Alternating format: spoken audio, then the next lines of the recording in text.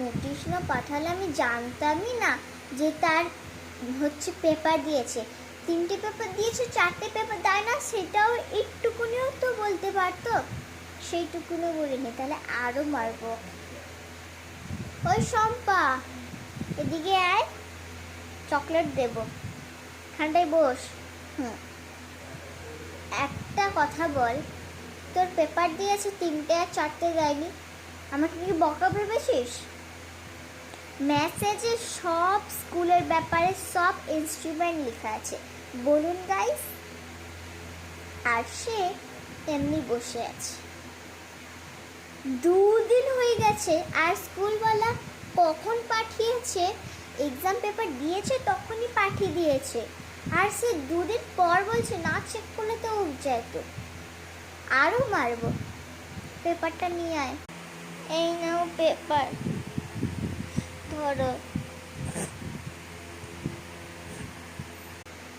দেখি, ইংলিশ 1-এ পেয়েছিস 20-তে 15। ভালো, কিন্তু 5 মার্কসটা কোথায়? তুই আমাকে বল 5 মার্কসটা কোথায়? ঠিক আছে, বাদ দিলাম। সায়েন্সে পেয়েছিস 20-তে 20, ভালো। এবার ভালো প্র্যাকটিস করেছিস। যদি আমি না পড়াতাম তাহলে হতো না। বলুন গাইস, যারা মা আছে, মা পড়ালে সবসময় ঠিক হয়, টিউশন বাদে। আরেকটা ম্যাথে দেখি। ও, ভালো নাম্বার তো। ম্যাথে 20-তে পেয়েছে লাট সাহেব 9। তাহলে বাদ বাকি কত পাবে? হাফ ইয়ারলি বাকি আছে, ওটাই সময় দিচ্ছি, নাহলে ঢুপঢাপ দেব। ঠিক আছে, তো বেঁচে গেলাম, যাই এবার খেলবো। খেলার থেকে ভালো একটু পড়েই নি, না থাক, খেলা মিস হয়ে যাবে। এই দাঁড়া, আসছি। বেশি ছেড়ে দিচ্ছি, খেলনা সব ছড়িয়ে রেখেছে,